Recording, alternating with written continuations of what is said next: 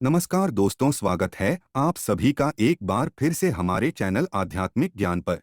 राम राम दोस्तों, जय सीताराम, जय हनुमान, जय बागेश्वर धाम सरकार। भक्तों, मर जाना लेकिन मुख्य द्वार पर भूलकर भी ऐसे जल मत छिड़कना जैसे कि हम वीडियो में आपको बताने जा रहे हैं। दोस्तों, मुख्य द्वार पर गलत तरीके से जल छिड़कने से घर बर्बाद हो जाता है। और भक्तों, हो सके तो जब भी घर के मुख्य द्वार पर जल छिड़काव करें तब गणेश जी का यह मंत्र जरूर बोले, जो कि कुछ देर बाद हम आपको वीडियो में बता देंगे। अब भक्तों, कुछ लोग यहाँ पर ऐसे भी होंगे जो इस वीडियो को बीच में ही छोड़ देंगे।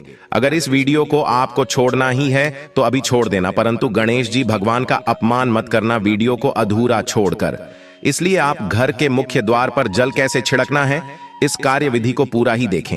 आधा अधूरा देखने से समझ लेना आप भगवान का अपमान कर रही हैं। भक्तों, बहुत समय से आप लोगों के प्रश्न आ रहे हैं कि मुख्य द्वार पर जल छिड़कने का सही समय क्या होता है और सही विधि क्या होती है, और हमें किस समय हमें जल छिड़कना चाहिए, और क्या मुख्य द्वार पर जल छिड़कने के लिए स्नान करना आवश्यक है या बिना स्नान किए भी मुख्य द्वार पर जल का छिड़काव किया जा सकता है। और दोस्तों, झाड़ू लगाने से पहले या फिर झाड़ू लगाने के बाद जल छिड़कना चाहिए।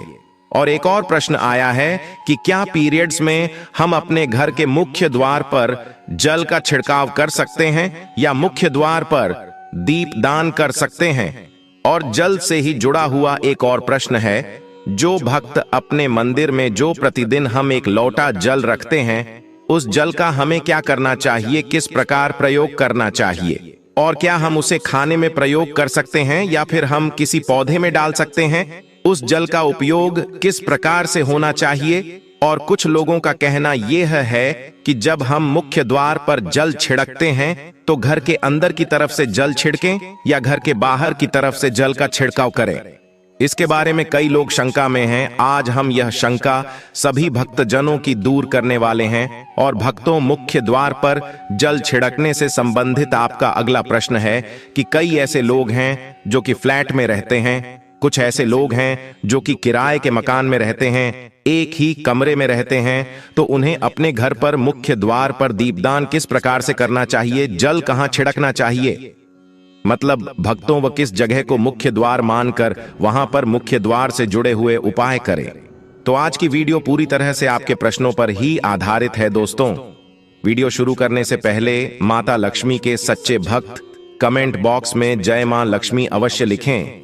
और वीडियो आपको अच्छी लगती है तो वीडियो को लाइक करना ना भूलें।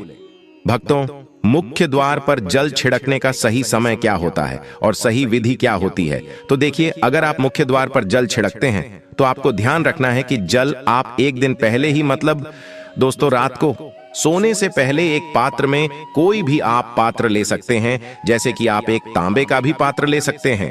तांबे का ना हो तो आप पीतल का ले सकते हैं, स्टील का ले सकते हैं, चांदी का ले सकते हैं।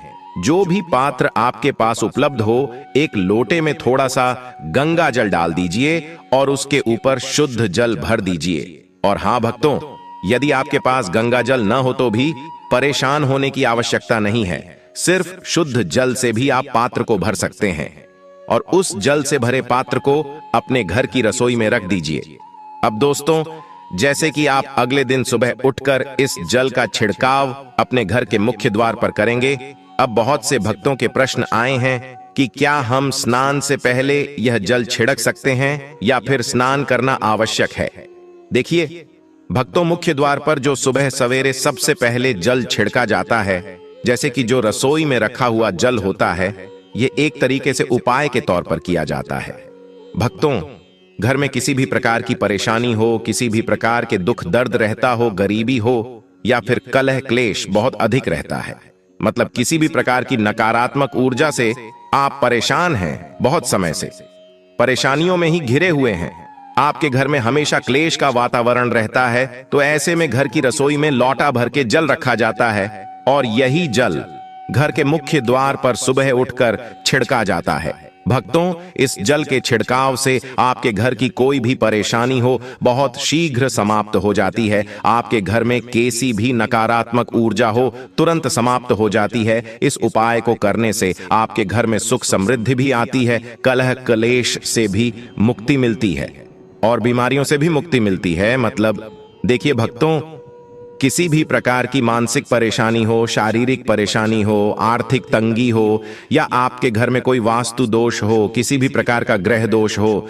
जैसे कि कई बार ऐसा होता है कि कई लोगों के ऊपर कई प्रकार के बुरे ग्रह दोषों का प्रभाव होता है, जिसकी वजह से घर में परेशानियां हमेशा बनी रहती हैं। तो ग्रह दोषों के प्रभाव से भी आपको मुक्ति मिलती है। वास्तु दोष और पितृ दोष भी समाप्त होता है। इसके साथ ही जैसे कि बहुत से लोगों के प्रश्न होते हैं कि उनके ऊपर किसी ने कुछ कर करा दिया है, उनके परिवार में किसी भी प्रकार की पहले कोई परेशानी नहीं थी, लेकिन अभी कुछ समय से परेशानियां लगातार आती ही जा रही हैं और कोई रास्ता नहीं मिल रहा है। परेशानी से निकलने का तो किसी के भी किए कराए तंत्र मंत्र का प्रभाव हो, किसी की बुरी नजर का प्रभाव हो, तो भी आपके इस उपाय से, मतलब इस एक लोटा जल से, आपकी परेशानी स्वतः ही कुछ दिनों में समाप्त हो जाती है। तो यह घर की सभी परेशानियों से मुक्ति पाने का रामबाण और सबसे सरल, सबसे आसान उपाय होता है, जो हमारे शास्त्रों में वर्णित है। तो आप अपने घर की रसोई में एक लोटा जल रखें, रात में भरकर, और प्रातः काल जल्दी उठकर उसी जल से अपने घर के मुख्य द्वार पर छिड़काव कीजिए। अब जैसे कि बहुत से लोगों के प्रश्न आते हैं कि यह जल हमें किस समय अपने घर के मुख्य द्वार पर छिड़कना चाहिए, तो देखिए, सुबह सूर्योदय होने से पहले इस जल का छिड़काव आपके घर के मुख्य द्वार पर हो जाना चाहिए। आप चाहे इसके बाद आप शुद्ध जल से, मतलब किसी भी दूसरे जल से अपने घर के मुख्य द्वार को धोते हैं तो कोई समस्या नहीं है, लेकिन इस जल का छिड़काव घर के मुख्य द्वार पर सूर्योदय होने से पहले हो जाना चाहिए।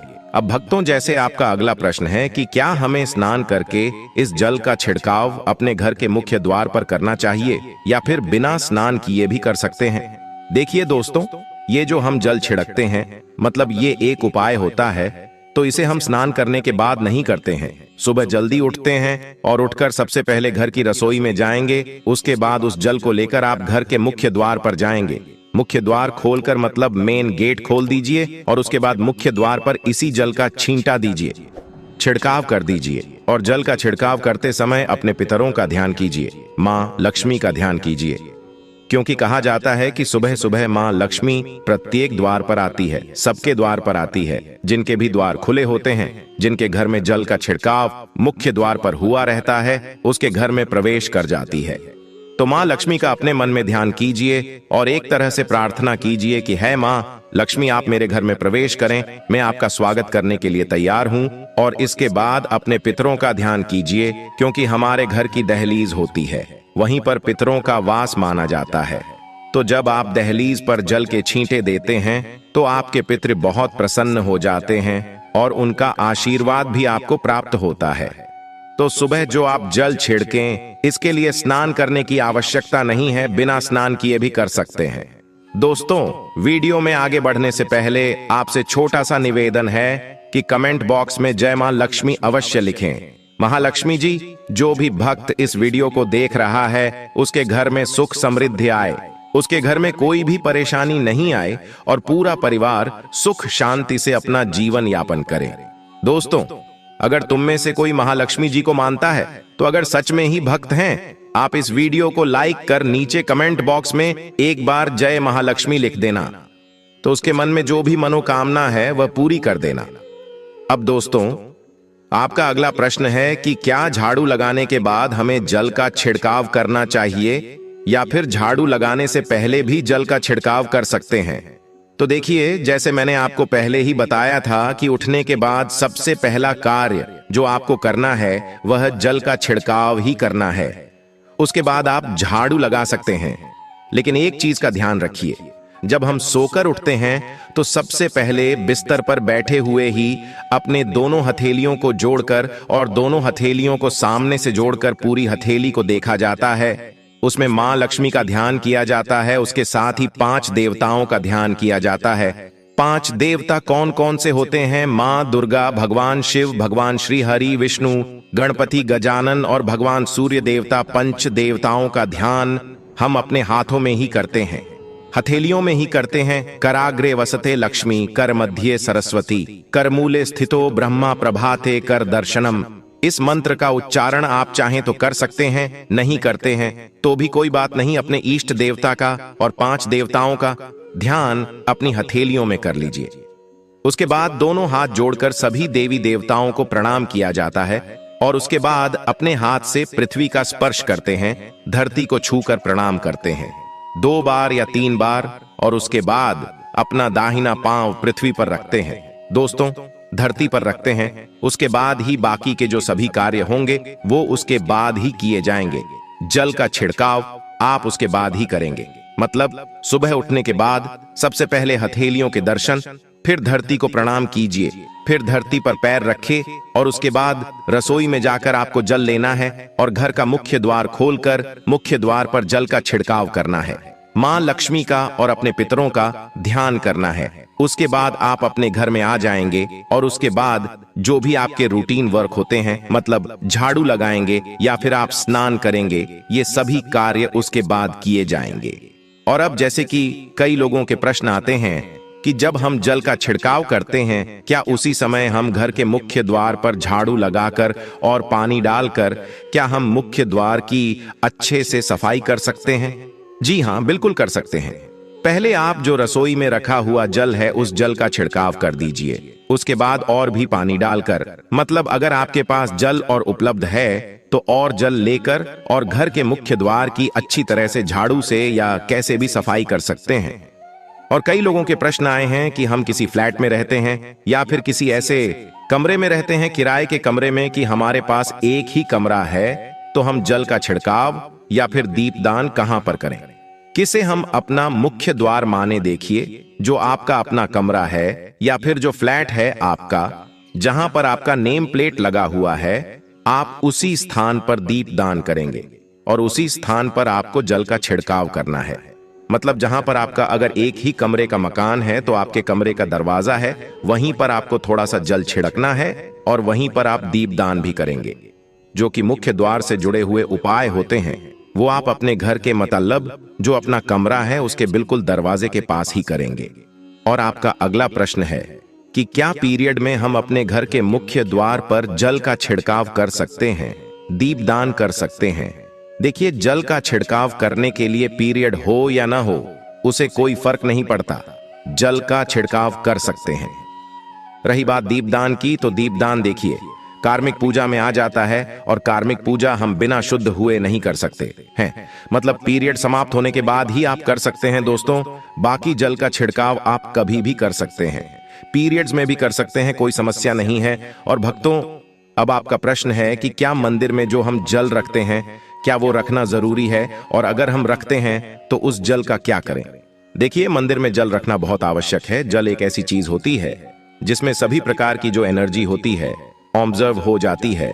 तो जो हम पूजा पाठ करते हैं, मंत्रों का जप करते हैं या वहां पर प्रार्थना करते हैं, जो भी हमारे अपने मन की कामना भी कहते हैं भगवान से, तो सभी चीजें उस जल में समाहित हो जाती हैं। इसलिए पूजा करने से पहले घर के मंदिर में 1 लोटा जल रखा जाता है और उसके बाद दीपदान मतलब एक दीपक प्रज्वलित कर दिया जाता है। यह अग्नि और जल का एक तरह से बैलेंस भी हो जाता है और इसलिए शास्त्रों के अनुसार घर के मंदिर में 1 लोटा जल भी हमेशा होना चाहिए और दीपक भी प्रज्वलित करना चाहिए। तो अब इस जल का करना क्या चाहिए? देखिए, जब हम जल रखते हैं सुबह की पूजा में रखते हैं, मतलब सुबह जो हम पूजा करते हैं, प्रातःकालीन पूजा, उस समय जल रखा जाता है और वह जल हम अगले दिन उठाते हैं। मतलब जब आप अगले दिन पूजा करने जाते हैं दोस्तों, स्नान इत्यादि करने के बाद, तो आप उस जल को उठाते हैं। सबसे पहले तो उस जल का प्रयोग सुन लीजिए, आप अपने घर के सारे कमरों में, मतलब पूरे घर में उस जल का छिड़काव करते हैं।